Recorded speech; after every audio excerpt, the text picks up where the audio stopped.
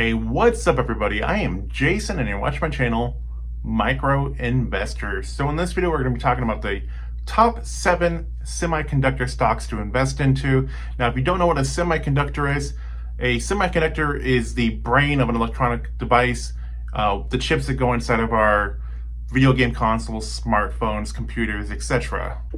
Technology is very competitive. For example, companies like Samsung and Apple are always competing with one another to have the best smartphone out on the market. So they're always looking for the best chips to put in their devices. So just before we get into these stocks, please be sure to give this video a like because it does help me out with the YouTube algorithm and helps spread this video to more people that might find it interesting.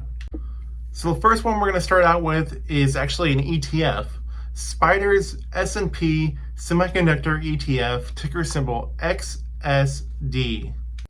XSD's 52-week range ranged from $69 to about $128.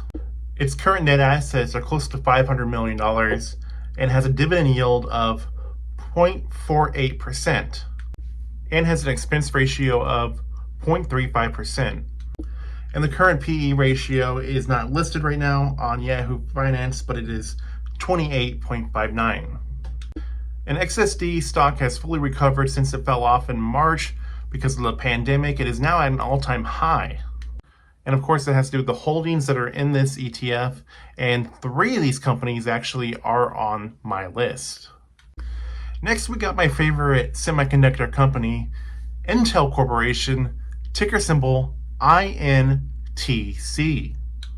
Intel's 52-week range is $43.63 to $69.29. So now it's currently still around the lower end of where the stock was before the pandemic.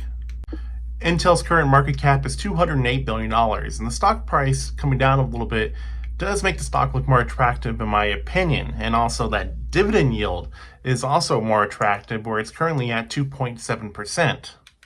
On July 23rd, Intel announced its Q2 results with a revenue of $19.7 billion, which was up 20% year over year. Intel reported earnings by 2 main segments, data-centric and PC-centric. Data-centric revenue grew 34%, accounting for 52% of total revenue, and PC-centric revenue grew 7% year over year. Next, we got Advanced Micro Devices, ticker symbol AMD. AMD's 52-week range is between $27.43 to $87.29. Right now, the stock's trading around all-time highs, actually. And their market cap is around $97 billion.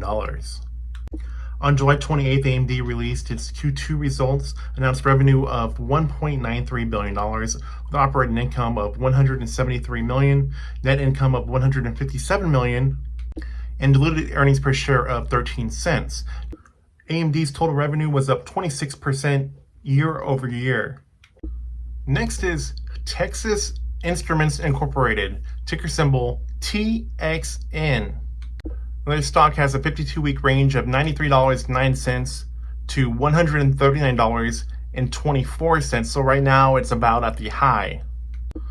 They have a market cap of $126.65 billion and pay a pretty nice dividend of 2.62%. On July 21st, Texas Instruments reported their Q2 report, reported revenue of $3.24 billion, which is down 12% from the previous year, and a net income of $1.38 billion, which is up 6% from the previous year. Next is Micron Technologies, ticker symbol MU. Micron's 52-week ranges are between $31.13 to $61.19 and have a market cap of $50.24 billion. On June 29th, Micron reported revenue of $5.43 billion, which is up 14% year over year. Now, if you're familiar with Micron, this company makes a lot of different memory chips, like RAM and stuff. So they got their DRAM, which would be the RAM, which is whatever the device needs to run while it's operating. And then they have their NAND, which would be the memory in the device itself, like the solid state drive or the memory in your phone. So DRAM makes up 66% of the revenue, and NAND makes up 31% of the revenue. Next is Qualcomm Incorporated, ticker symbol QCOM.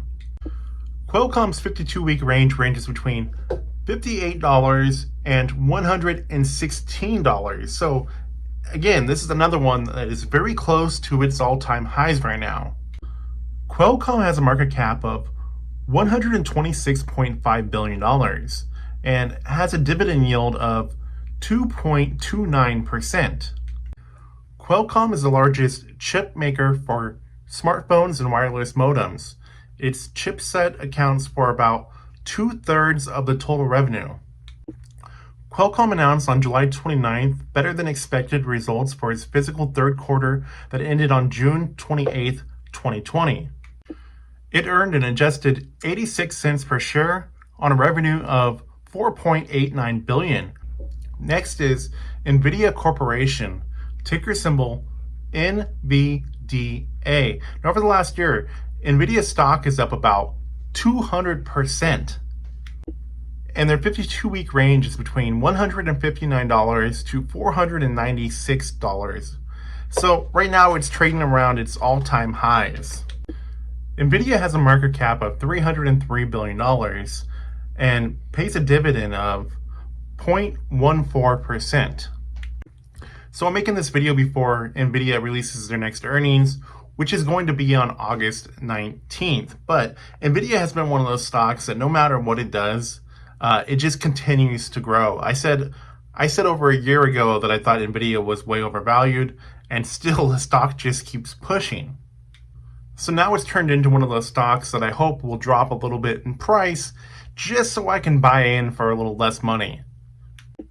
A lot of people, like myself, like to track what semiconductor companies are doing because it's an indication of what to expect out of the technology sector.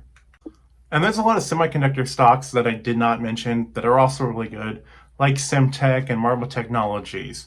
So I'd like to hear about the stocks that I picked in this video, and what are your guys' favorite semiconductor stocks? So as always, everybody, please like, share, comment, and subscribe. I have new videos coming out on my channel all the time.